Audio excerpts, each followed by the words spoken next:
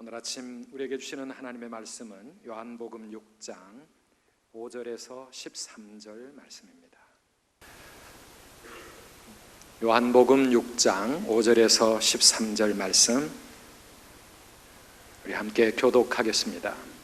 예수께서 눈을 들어 큰 무리가 자기에게로 오는 것을 보시고 빌립에게 이르시되 우리가 어디서 떡을 사서 이 사람들을 먹이겠느냐 하시니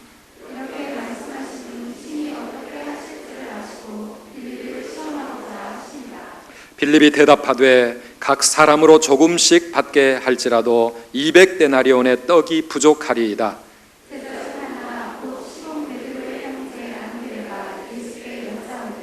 여기 한 아이가 있어 보리떡 5개와 물고기 2마리를 가지고 있나이다. 그러나 그것이 이 많은 사람에게 얼마나 되겠사옵나이까?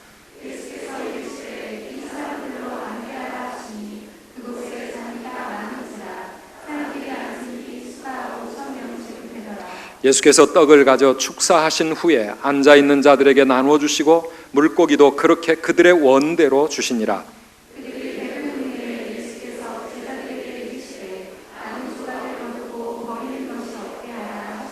다 같이 이에 거두니 보리떡 5개로 먹고 남은 조각이 12바구니에 찼더라. 아멘. 할렐루야. 우리가 전도하는 게 요즘 참 쉽지가 않은데요.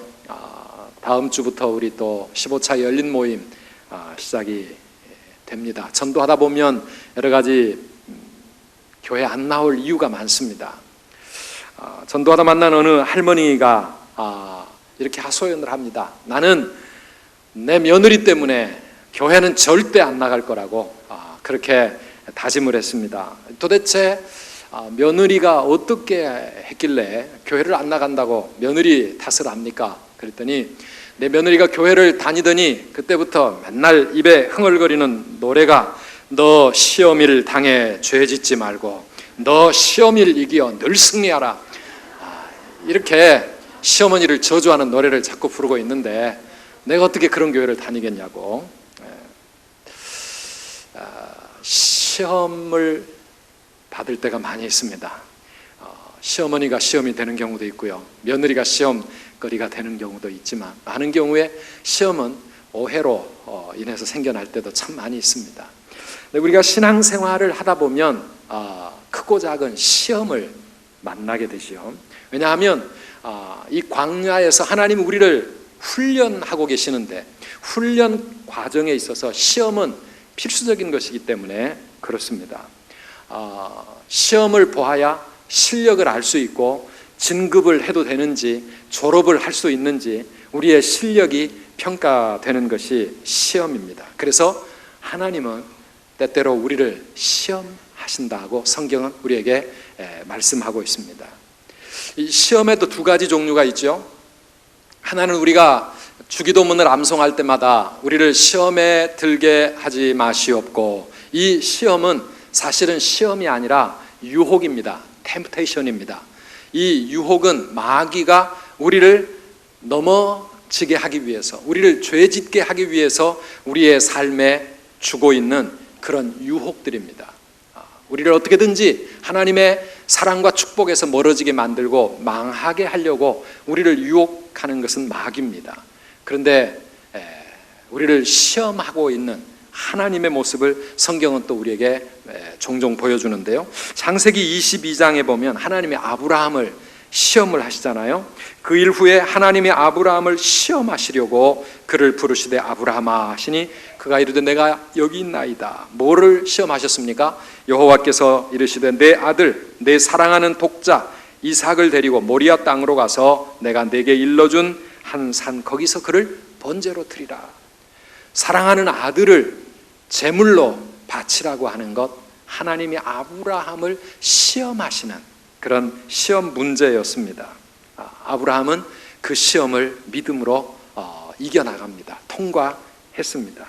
여러분, 시험은 우리를 더 실력 있는 사람으로 만들고요, 시험을 통과하면 하나님께서 우리에게 주시는 놀라운 은혜와 축복이 기다리고 있습니다.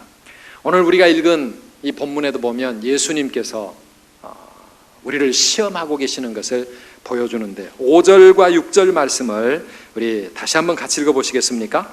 예수께서 눈을 들어 큰 무리가 자기에게로 오는 것을 보시고 빌립에게 이르시되 우리가 어디서 떡을 사서 이 사람들을 먹이겠느냐 하시니 이렇게 말씀하심은 친히 어떻게 하실지를 아시고 빌립을 시험하고자 하심이라. 아멘. 주님이, 하나님이 우리를 시험하시는 것은 테스트하는 겁니다. 이 배고픈 무리들을, 이 5천 명도 넘고 남자 어른들만 5천 명이니까 수많은 이 사람들을 어떻게 우리가 먹일 수 있겠느냐, 내 힘으로 도저히 해결할 수 없는 그런 어려운 문제를 우리 앞에 내어놓으심으로써 우리 주님은 우리를 시험하고 계십니다. 고난과 시련과 인생의 어려운 문제들, 우리에게 하나님이 주시는 시험이라고 하는 거 우리가 곰곰이 생각해 볼 필요가 있습니다. 이 시험은 우리의 믿음을 테스트하는 것입니다. 때로는 정반대로 성공과 축복을 통해서 우리의 믿음을 테스트하시는 경우도 있습니다. 우리에게 큰 축복을 주시면서 우리가 그 축복을 감당할 수 있는지, 우리에게 주시는 직분을 우리가 감당할 수 있는지, 내가 받은 은혜와 이 귀한 선물을 어떻게 감당하는지, 하나님이 기뻐하시는 모습으로 잘 감당하는지, 내가 그것을 감당할 만큼 충분히 겸손하게 하나님께만 영광을 올려드리면서 그렇게 믿음으로 바로 설 수 있는지, 하나님은 우리의 믿음을 테스트하십니다. 그래서 우리의 믿음이 든든하고 하나님이 보실 때 합격하면 하나님은 더 큰 은혜, 더 놀라운 축복을 우리에게 주시는 것입니다. 오늘 예수님의 이 시험 문제 앞에 여러분은 어떻게 대답을 하실 것 같습니까? 우리가 만약에 그 현장에 있었다고 하면 5천 명이 넘는 이 많은 사람들을 어떻게 먹이겠느냐, 예수님이 우리에게 질문을 하실 때 여러분은 뭐라고 대답하실까요? 오늘 우리가 읽은 이 이야기 가운데 두 가지 답안지를 제자들이 내어놓습니다. 첫 번째 답안지는 빌립의 답안지였습니다. 빌립은 뭐라고 대답을 했습니까? 7절입니다. 7절 같이 읽어보실까요? 빌립이 대답하되 각 사람으로 조금씩 받게 할지라도 200데나리온의 떡이 부족하리이다. 200데나리온 갖고도 안 됩니다. 200데나리온은 일하는 사람이 200날을 일해갖고 하나도 안 쓰고 모으는 돈입니다. 엄청난 많은 돈이죠. 그런데 그 돈이 있지도 않지만 있다 할지라도 이 광야에서, 이 시골에서 어떻게 이 많은 사람들이 먹을 떡을 구할 수 있겠는가 하는 것입니다. 암만 해도 방법이 나오지 않습니다. 그래서 빌립은 예수님, 방법이 없습니다, 노라고 부정적인 답안지를 예수님께 제출했습니다. 그런데 또 한 사람이 다른 답안지를 들고 예수님 앞에 왔습니다. 안드레라고 하는 제자였습니다. 8절 9절 말씀 다시 같이 읽어보시겠습니까? 제자 중 하나 곧 시몬 베드로의 형제 안드레가 예수께 여짜오되 여기 한 아이가 있어 보리떡 5개와 물고기 2마리를 가지고 있나이다. 그러나 그것이 이 많은 사람에게 얼마나 되겠사옵나이까. 보리떡 5개, 물고기 2마리를 가지고 예수님을 찾아옵니다. 예수님, 우리가 있는 거 이겁니다. 이거밖에 없습니다. 그런데 사람은 엄청나게 많은데 이 한 사람 한 끼 식사밖에 안 되는 이거, 그런데 예수님, 이것이 많은 사람들에게 어떤 의미가 있을지는 모르겠지만 예수님, 이거 가지고 왔습니다. 안드레도 아직 답은 모릅니다. 그러나 그에게는 믿음이 있었습니다. 빌립의 대답 속에는 믿음은 하나도 나타날 수가 없었지만 안드레의 마음속에는 이 보잘것없는 것이지만 그러나 예수님이시라면 뭔가 하실 수 있지 않겠습니까? 예수님의 역사를 기대하면서 예수님에게 이런 연약한 믿음이지만 그 믿음의 답안지를 제출하고 있습니다. 사랑하는 여러분, 우리 주님께는 길이 있는 줄 믿습니다. 6절에서 아까 뭐라고 말씀하셨습니까? 6절을 다시 한번 같이 읽어보실까요? 이렇게 말씀하심은 친히 어떻게 하실지를 아시고 빌립을 시험하고자 하심이라. 아멘. 예수님 뭐를 아신다고요? 어떻게 하실지를 예수님은 알고 물어보시는 것이다. 우리 앞에 하나님께서 어떤 시험 문제를 내실 때 이 문제를 어떻게 해결해야 할 건지는 하나님이 이미 아시고서 우리의 믿음을 테스트하는 그런 질문이요, 그런 문제라고 하는 것입니다. 사랑하는 여러분, 우리 주님께는 길이 있는 줄 믿으시기 바랍니다. 주님은 방법을 알고 계시는 줄 믿으시기 바랍니다. 주님은 계획이 있습니다. 하나님이 하시고자 하시는 일이 있습니다. 그렇기 때문에 여러분 생각으로 안 될 것 같아도 안 된다고 말하시지 마십시오. 비록 안드레처럼 연약하지만 그러나 주님께는 길이 있을 것을 믿고 주님 앞에 믿음으로 나오는 것이 중요합니다. 오늘 우리가 살아가면서 당하는 모든 우리 인생의 문제들, 모든 상황들은 사실은 우리에게 예수님께서 믿음을 물으시는 그런 예수님의 시험 문제라고 하는 사실을 여러분 기억하시기를 바랍니다. 출애굽기 15장을 읽어보면 이스라엘 백성들이 광야를 가다가 3일 동안 마실 물을 찾지 못했습니다. 따가운 그 사막의 날씨에 물이 없어가지고 목이 타 죽을 지경이 되었습니다. 3일 동안 견디다가 마침내 마라라고 하는 오아시스를 발견을 했습니다. 야, 물이다! 온 백성들이 달려가서 그 마라의 물을 벌컥벌컥 들이마셨지만은 어땠습니까?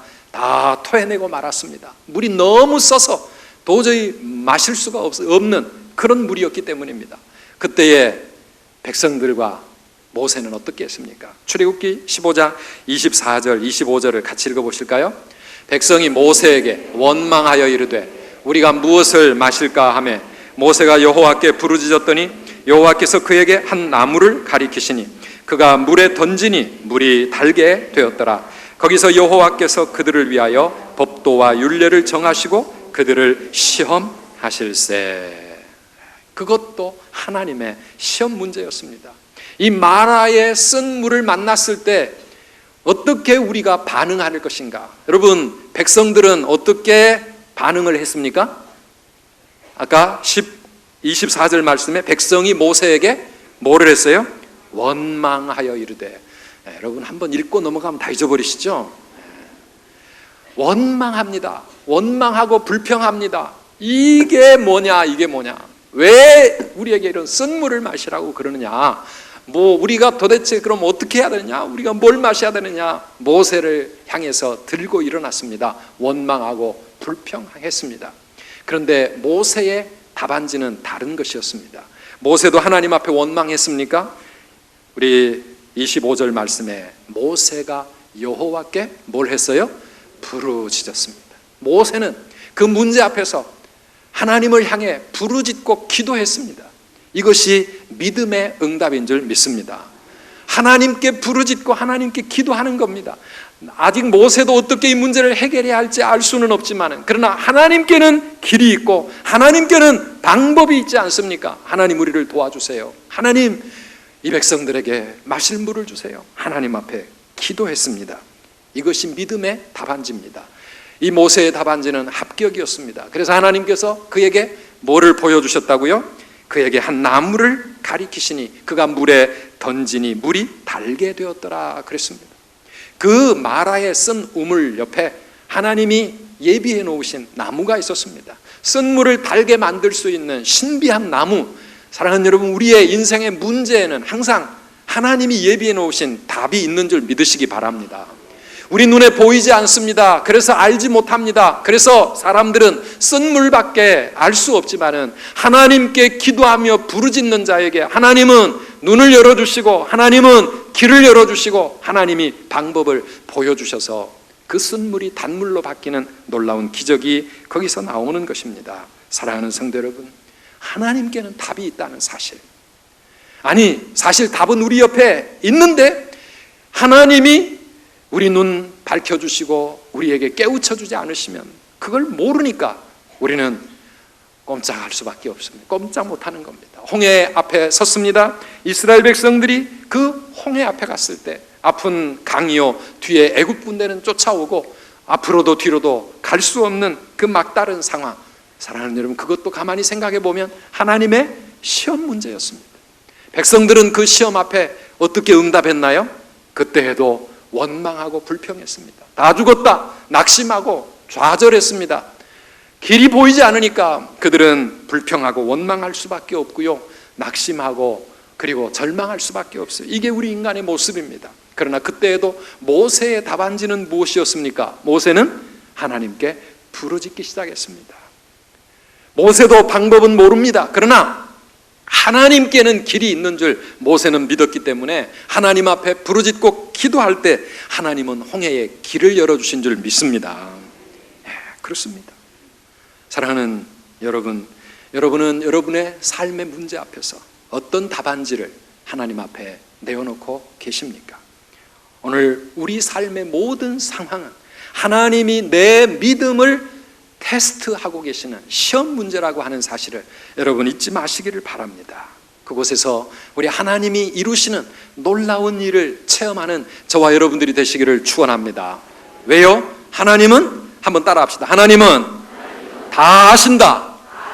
하나님은 다 아신다. 하나님은 하실 수 있다. 아멘이십니까? 어떻게 하실지는 몰라요. 그러나 하나님은 하십니다. 아멘이시죠? 어떻게 하실지는 우린 몰라요. 그러나 하나님은 이미 다 알고 계신다는 사실입니다. 무엇이든지, 그것이 홍해든 그것이 마라에 쓴 물이든 여리고 성이든 먹고 사는 문제이든 내 진로이든 경제적인 문제든 사업의 문제든 우리 자녀들의 앞길이든 내 건강 문제이든지 간에 나는 방법을 모르고 나는 길을 찾을 수 없는 그 상황 속에서도 우리 주님은 다 아시는 줄 믿으시기 바랍니다. 내가 지금까지 걸어온 과거의 길도 아시지만은 앞으로도 가야 할 길, 앞으로도 내 삶이 어떻게 전개되어져야 될지, 또 이 문제를 어떻게 풀어가고 해결해야 할지 우리 주님은 다 아시고 우리 앞에 시험 문제 내놓고 계시는 줄 믿으시기를 바랍니다. 그럼 우리가 어떻게 해야 합니까? 믿음으로 응답해야 합니다. 한번 따라 합시다. 믿음으로 응답하라. 아멘. 하나님은 우리가 가만히 구경만 하고 앉아 있거나 그냥 할 수 없다 주저앉기를 원치 않습니다. 우리에게 묻습니다. 어떻게 이 많은 사람들을 먹일 수 있겠느냐? 너라면 어떻게 하겠느냐? 방법이 무엇이냐? 우리에게 자꾸만 물으십니다. 우리의 응답을 기다리고 계시는데요, 믿음으로 응답할 것인가 아니면 믿음 없는 빌립의 답안지를 내밀 것인가, 그게 우리의 선택입니다. 어떻게 우리가 믿음으로 응답할 수 있습니까? 오늘 본문에 두 가지 그 원리가 나와 있습니다. 첫째는요, 오병이어의 헌신, 이것이 믿음의 응답이라고 하는 것입니다. 무슨 말씀인가요? 내게 있는 것, 내가 할 수 있는 것, 보잘것없지만 그것 주님의 손에 올려드리면서 주님께서 그것을 통해 역사하시기를 기대하는 것입니다. 우리 하나님은요, 무에서 유를 창조하시는 창조의 하나님이시지만은 성경을 읽어보면 많은 하나님의 기적들은 우리가 하나님께 올려드리는, 내가 하나님 앞에 믿음으로 내어놓는 바로 그걸 통해서 하나님은 기적을 행하시고 역사를 일으키신다고 하는 것을 볼 수 있습니다. 열왕기상 17장에 보면 엘리야 선지자가 살던 때 이스라엘에 큰 가뭄이 들었습니다. 하나님의 심판이었죠. 도저히 살 수 없을 만큼 마실 물이 없고 먹을 음식이 다 떨어지고, 그런 극심한 가뭄의 때에 엘리야를 하나님은 사르밧 과부에게로 보내십니다. 사르밧에 가서 엘리야가 이 과부를 만났을 때 과부는 들에서 나뭇가지를 모으고 있었습니다. 뭐 하려고 모으고 있었을까요? 우리 열왕기상 17장 12절 말씀 같이 읽어보시겠습니까? 그가 이르되 당신의 하나님 여호와께서 살아계심을 두고 맹세하노니 나는 떡이 없고 다만 통에 가루 한 움큼과 병에 기름 조금뿐이라. 내가 나뭇가지 둘을 주워다가 나와 내 아들을 위하여 음식을 만들어 먹고 그 후에는 죽으리라. 이게 과부의 말이었습니다. 엘리야가 그 과부에게 물 한 잔 달라고 하면서 내가 너무 배가 고프니까 나에게 떡을 좀 주시오, 떡을 달라고 할 때 이 과부의 대답은 나는 떡이 없어, 나는 아무것도 가진 것이 없습니다. 내 집에 통에 가루 한 움큼이 있고 그 다음에 기름병에 기름 몇 방울 남아 있습니다. 내가 이제 이 나뭇가지들 모아다가 마지막으로 내 아들과 함께 떡 한 조각 만들어 먹고 그 다음에는 우리는 죽을 날을 기다릴 수밖에 없는 그런 사람입니다. 정말 불쌍하고 너무나도 가련한 그런 과부였습니다. 그런데 13절 말씀에 보면 그 과부를 향해 엘리야는 아주 무모한 요구를 하고 있습니다. 엘리야가 그에게 이르되 두려워하지 말고 가서 내 말대로 하려니와 먼저 그것으로 나를 위하여 작은 떡 한 개를 만들어 내게로 가져오고 그 후에 너와 내 아들을 위하여 만들라 그랬습니다. 하나님의 사람 엘리야, 하나님의 종인지 선지자인지 모르지만 참 아주 모집니다. 아주 인정사정 없습니다. 어쩌면 이렇게 그 과부의 형편을 못 알아주고 이런 요구를 할 수 있습니까? 남은 그 가루, 그 기름 갖고 떡 만들어서 나부터 달라는 겁니다. 나부터 달라는 겁니다. 사랑하는 여러분, 하나님께서 주시는 이 시험 문제 앞에 사르밧 과부는 어떻게 했습니까? 열왕기상 17장 15절 16절 말씀입니다. 같이 읽어봅시다. 그가 가서 엘리야의 말대로 하였더니 그와 엘리야와 그의 식구가 여러 날 먹었으나 여호와께서 엘리야를 통하여 말씀하신 같이 통의 가루가 떨어지지 아니하고 병의 기름이 없어지지 아니하니라. 아멘. 아멘이십니까 여러분? 엘리야의 말대로 하였더니 그 하나님의 말씀에 순종했더니 하나님은 그 엘리야 선지자를 통하여 기적을 행하셨는데 과부의 집에 남아있던 그 통의 가루가 그 가뭄이 끝날 때까지 떨어지지 아니하고 그 병의 기름이 다하지 아니했다라고 성경은 말씀하고 있습니다. 사랑하는 여러분, 우리는 어떤 문제 앞에서 우리 머리로 계산을 해봅니다. 내 생각으로 판단을 합니다. 그러면 계산할 때마다 항상 부족합니다. 안 되겠습니다. 나만을 위해서도 부족한데 어떻게 내가 이웃을 위해서 하나님을 위해서 드릴 수 있겠습니까? 우리는 내게 있는 것 안 빼앗기려고 움켜쥡니다. 그러나 여러분, 내가 쥐고 있으면 내 한 끼 식사로도 부족하지만 그러나 하나님께 드리면, 주님의 손에 올려드리면 수천 명이 먹고도 12강주리가 남는 기적의 역사가 그곳에서 나타나는 줄을 믿으시기를 바랍니다. 이게 믿음입니다. 사르밧 과부와 같은 죽으면 죽으리라. 그러나 하나님이 살아계시고 말씀에 순종할 때 하나님이 우리 가족의 미래를 책임져 주실 것이다. 믿음을 가지고 하나님의 말씀대로 순종할 때 놀라운 역사가 일어나는 것입니다. 우리 윗세대에는요, 우리 믿음의 선배들에게 이런 정말 모험적인 믿음이 있었습니다. 교회를 위해서, 선교를 위해서, 주님을 위해서라면 기꺼이 모험을 가지고 하나님 앞에 오병이어를 긁어 드리는 헌신의 결단이 있었습니다. 그때는 다 안 될 것 같고 끝날 것 같았지만 사랑하는 여러분, 하나님께서 우리의 삶 가운데 어떤 은혜를 주셨는지 우리 40년 지나온 우리 교회의 역사를 살펴볼 때에도 그동안에 우리 교회를 위해 헌신하고 섬겨오신 우리 믿음의 우리 선배들, 우리 어르신들의 신앙의 간증 속에 다 하나님께서 하나님 앞에 그렇게 결단하며 헌신할 때 어떤 놀라운 역사를 이루시고 우리의 삶에 풍성함을 주시고 은혜를 베푸셨는지 얼마든지 고백할 수 있을 것입니다. 사랑하는 우리 성도 여러분, 신앙은 모험하는 겁니다. 하나님께 우리의 삶을 맡기고 모험적인 결단을 할 수 있을 때 거기서 믿음이 무엇인가를 우리가 배우게 되는 것입니다.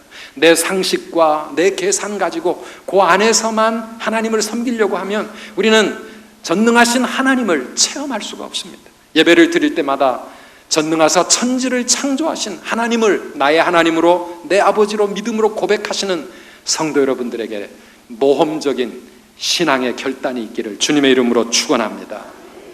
그분이 전능하신 분이시고 그분이 지금도 살아계시고 그분이 내 모든 삶을 다스리고 계시기 때문에 우리가 내게 있는 보잘것없지만 오병이어 이거 가지고는 택도 안 되지만 그러나 우리 주님께 헌신할 때 우리 주님의 놀라운 역사가 나타난다는 사실, 믿음으로 우리 주님 바라보는 저와 여러분들 되시기를 축원합니다. 두 번째는 감사와 축복이 우리의 삶에 하나님의 기적을 일으키는 그러한 비결이라고 하는 것입니다.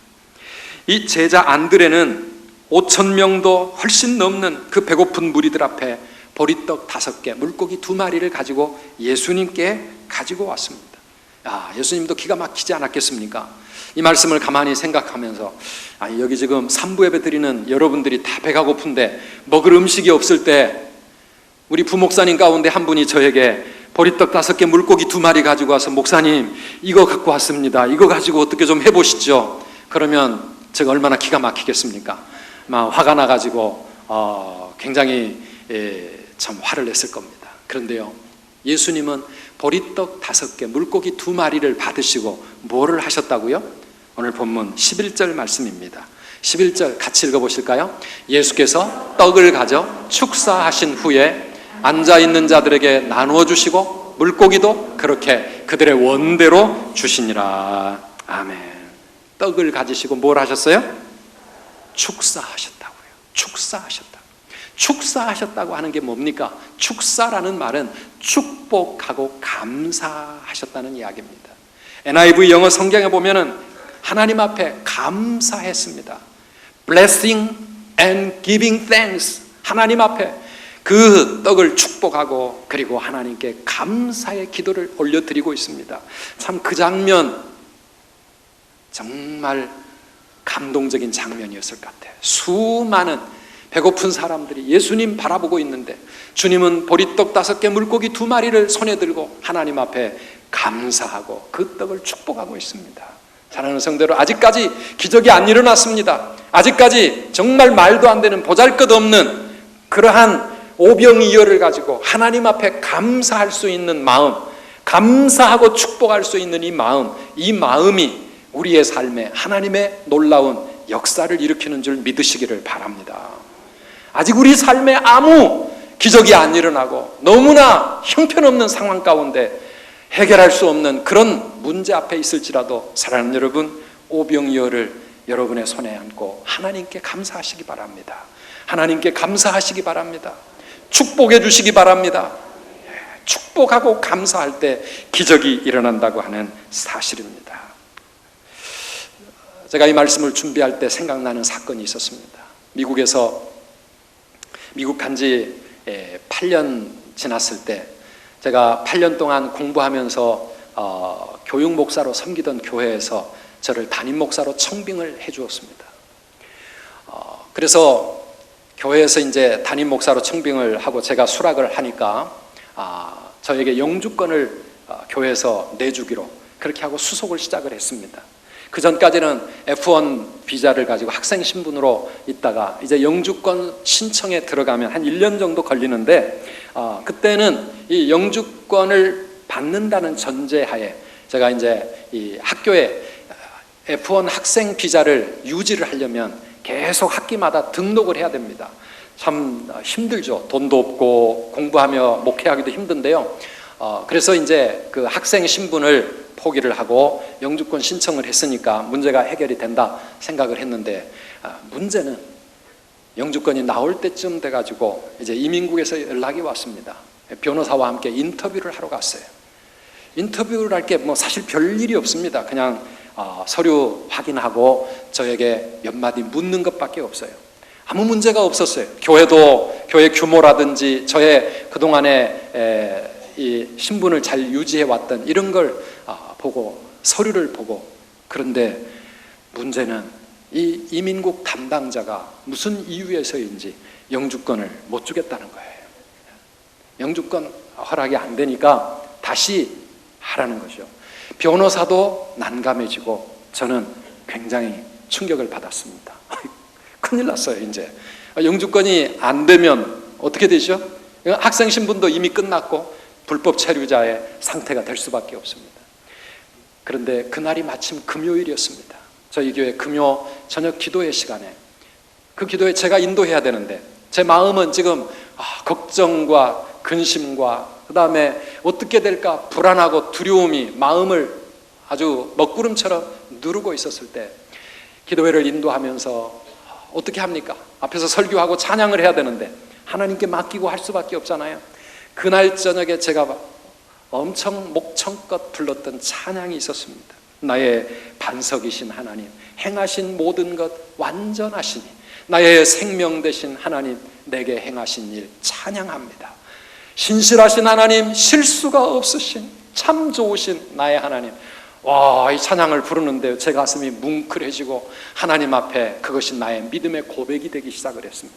그날 밤 그 찬양을 얼마나 하나님 앞에 온 마음을 다해서 불렀는지 모릅니다. 나는 아직 모르겠습니다. 이 문제가 어떻게 해결되어져야 될지, 이 문제를 어떻게 처리해야 될지 알 수 없지만은, 그러나 내게 행하신 모든 일, 하나님은 신실하신 하나님이시고 실수하지 않으시는 하나님이시니 하나님을 찬양합니다. 하나님이 알아서 해주실 줄 믿습니다.